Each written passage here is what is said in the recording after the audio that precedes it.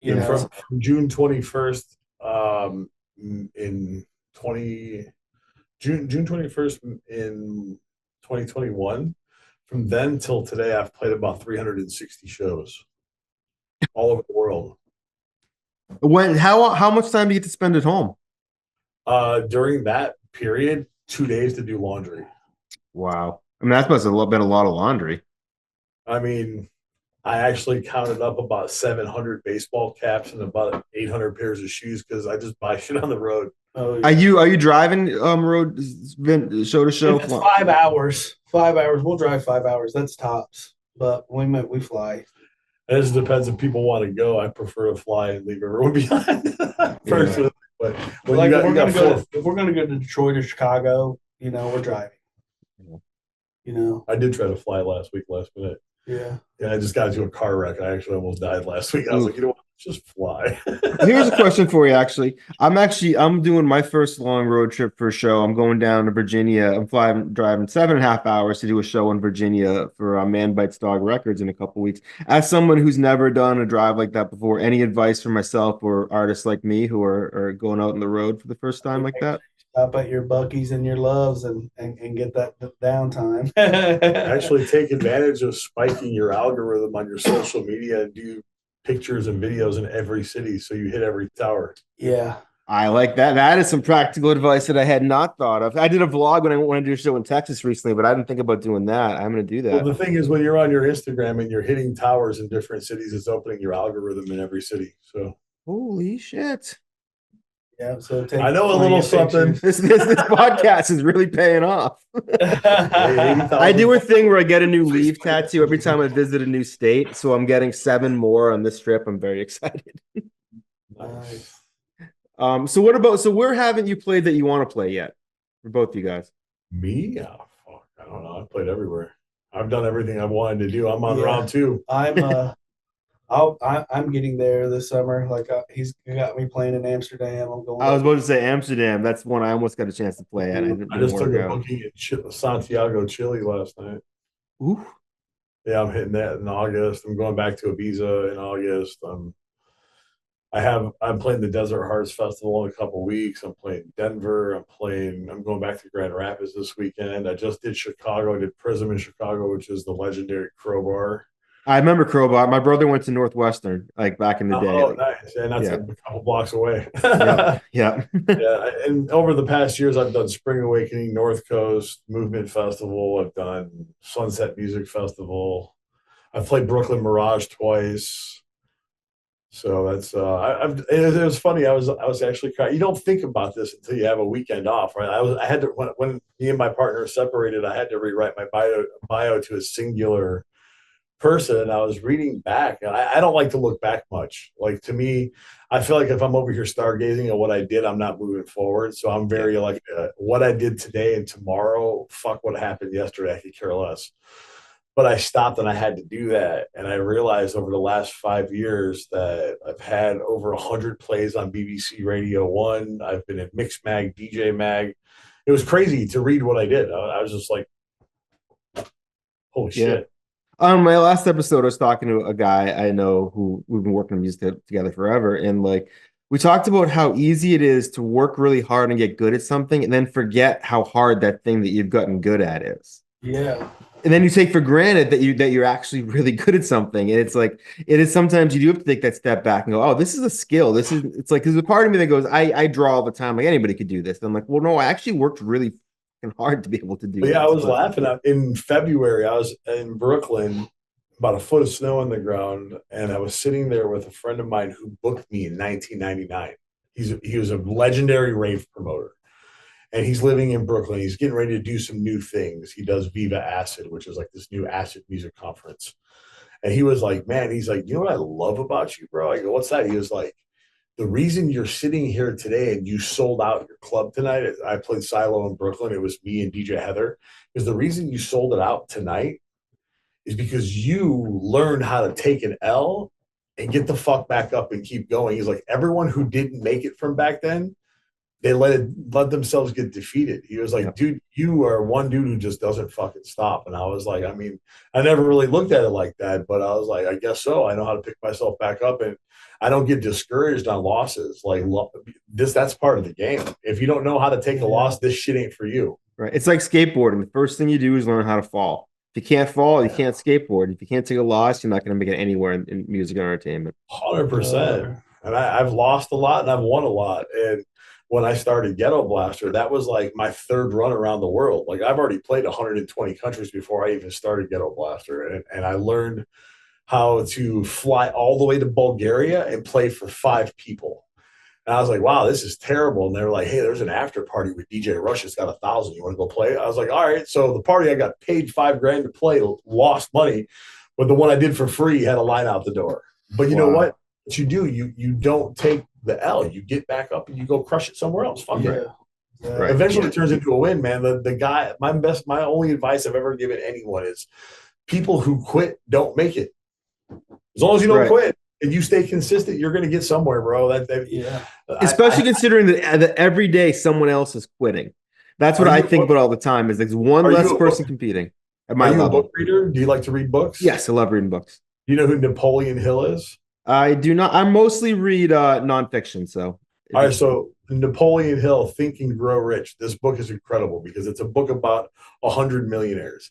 And the silver lining in the story is if you can't get to A and B, well, you can probably go and deviate to G to get to B, but you just have to keep coming up with new things. You make a list of what you want to, how you want to get somewhere, and you check that checklist. If you made it or didn't make it, you're like, which ones worked, which one didn't. You don't erase them. You replace them with other ideas, and you just keep trying until you get to where you're going. That's it. And this is a 71-page book from 1937, and obviously still resonating today. This would be an easy read for me to check out. I've read it 30 times. So it's incredible. I even have the audiobook. Oh man, it's like, yeah, I don't get how some people don't read ever. Like I can't. It's just, it changes me so much. Like I'm reading. I'm terrible at finishing books, but I'm really great at reading halfway through. I'm pretty good at that too. Like fuck it. I'm the same way with movies and the same way with everything. I just start getting more interested in me doing something than like me enjoying someone else doing something, and I just go off and do that thing and forget about it. I started with Playboy magazine, saw little nipples, and then I was like, all right, cool, we can keep reading. Yeah. Yeah, so there are a lot of good interviews in Playboy back in the day. A lot of people would admit things in Playboy that they would never admit any other. Yeah. I did a little work for Playboy back in the day. Oh my God. For a brief period of time, I used to do some bodyguard work for Playboy. I used to get the checks were signed by Christine Hefner, and like I used to go and stand next to playmates at like college fests and just make sure no one messed with them. I would stand there in all black because I'm big and be like, and seeing those guns over there, I believe you, bro. Nah, there's nothing going on with these. I'm like the least. I'm like never. I don't fight. Like I've like never been in an altercation in my life. Not me. I'm glad I'm not anymore, but I'm a scrapper. Yeah, that's not a bad skill to have. I'm a damn scrapper. I'm glad I'm older and grow up now. But yeah. Some people never grow out of that. Some people still want to like be old and like doing all that dumb shit. You don't need to pull a muscle trying to fight somebody on the basketball court. It's like everybody's got to grow up sometimes. Speak for yourself, buddy. No, I'm just kidding. I'll kick you in the shit. Yeah, Billy Hoyle over here. Yeah, I'm just kidding. Yeah, we're just grinding, making the label great, So what is like the focus is the club and the label? I mean, is touring is like the sort of like third behind that, or the club is my focus for home base. Just it keeps the DJs flowing through here. It keeps the scene growing in Indianapolis because that's what it needs. It needs some injection of good music in our city, because you have all these club owners that are just like, top 40, it's what works. Well, I can go across the street and hear the same track I just heard this club next door and this club next door and this club next door. Same watered down gin and tonic. Play the same shit. Have some culture. Stand out. Be different. Why am I listening to Sexy Red over here and I'm walking across the street, she's playing here? I can go pay $10 and get in any of these bars on this strip and hear the same thing. Why not be different? And that's where I've tried to shine, like let's do this. Let's do the real shit, that's international language. When you come, you have every culture out here dancing. It's not just your yo boys in here listening to top 40 music, trying to pick up a chick, you Yeah. know. That's another thing in Europe too. Like last summer was the first time for me back in Europe since before the pandemic. And when we were in Ibiza, I was like, wow, it's amazing. You hear that? And I'm like, what? I go, nobody's talking. Nobody's trying to pick up girls. Get out of my space. Like Right. everyone's dancing, Right. paying attention to the DJ. Yeah. Like that's the one thing that I think it's still in America. No matter how big EDM gets here, it doesn't matter how big it gets here. The culture is just not dance music. No matter how big it is, you could be in Chicago with 14 clubs sold out with dance music. It's still the minority of the 10,000 bars in Chicago. So for me, like I have a night off. It's hard to get me to go to a dance club. Like I'm at barcades and doing different shit, Top Golf, whatever. I'm doing different things because there's not enough in America. When I went to Ibiza, I played my 2 shows. And I stayed for a week and went to 5 clubs a night because I was knocked off my socks and reminded how cool Ibiza is. I forgot I hadn't been there in a while. Yeah, that's what I'm trying to do. Make it cool and It's got to be fun, man. And an experience, Who wants to go see the same shit every time? And that was the one thing. The first time I played in Eastern Europe, I don't think I ever told you this. First time I played in Eastern Europe, I did a whole tour in Bulgaria and Greece and Macedonia, and then I got back. I went back the next year.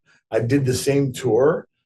I'm like, are these the same clubs? It's the same names. They're like, oh, no, it is the same club, but we remodel them every year because if it's the same shit, people will stop coming here.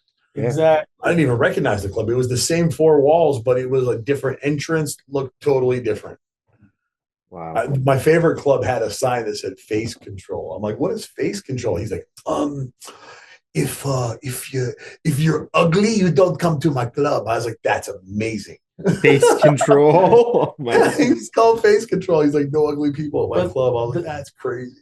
Wow. Yeah, the club is like it's a big focus, but my main focus is putting out good music right now. That's it. Like I'm, getting on as many labels as possible, building our label to be as big as everyone else's. Also, for future reference, I love ugly people too. They can come to my parties. I love them just as much.